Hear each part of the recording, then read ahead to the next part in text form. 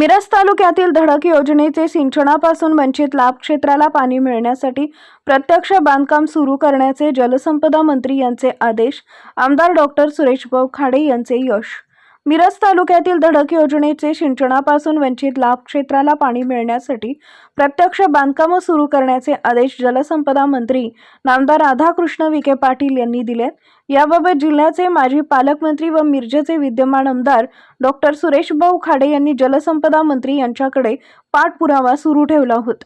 मिरज तालुक्यातील म्हैसाळ उपसा सिंचन योजनेच्या लाभ क्षेत्रालगत धडक उपसा सिंचन योजनेमध्ये मिरज विधानसभा मतदारसंघातील म्हैसाळ, नरवाड, बेडक, वाकडी, बोलवाड, टाकळी व मालगाव या 7 गावांचा समावेश आहे। या भागातील साखर कारखान्याचा धडक योजनेत समावेश होता, परंतु साखर कारखाना बंद झाल्याने योजना बंद झाली।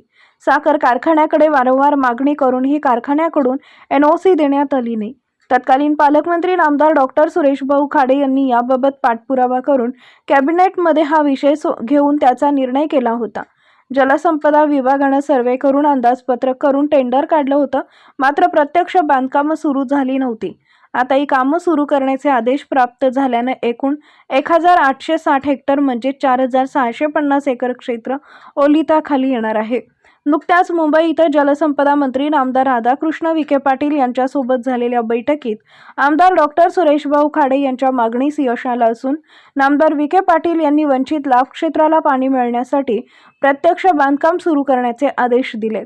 राज्याचे जलसंपदा मंत्री नामदार राधाकृष्ण विखे पाटील यांच्यासोबत जिल्ह्याचे माजी पालकमंत्री आमदार डॉक्टर सुरेशभाऊ खाडे यांच्या झालेल्या बैठकीस आमदार समाधान अवताडे, माजी आमदार पृथ्वीराज देशमुख, मुख्य अभियंता धुमाळे, अधीक्षक अभियंता चंद्रशेखर पाटोळे, कार्यकारी अभियंता रोहित कोरे, पंचायत समिती सदस्य मनोज पाटील, अल्पसंख्याक आघाडी जिल्हा उपाध्यक्ष शीतलदादा पाटील आदी मान्यवर उपस्थित होते।